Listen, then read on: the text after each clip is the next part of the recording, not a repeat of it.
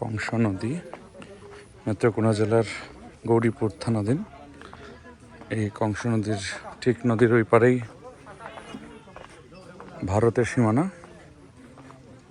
Indian বিভিন্ন product আছে এখানে পাওয়া যায়।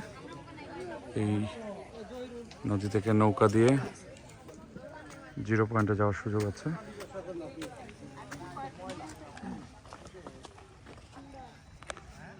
পর্যটকরা এখানে ভ্রমণে এসে নদীর জলে স্নান করেন।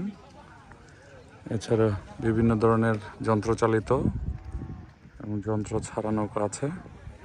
ঠিক এই পাশ থেকে দুর্গাপুর দেখা যায়, আর 0 পয়েন্টটা এদিক দিয়ে সামনে 0 পয়েন্ট।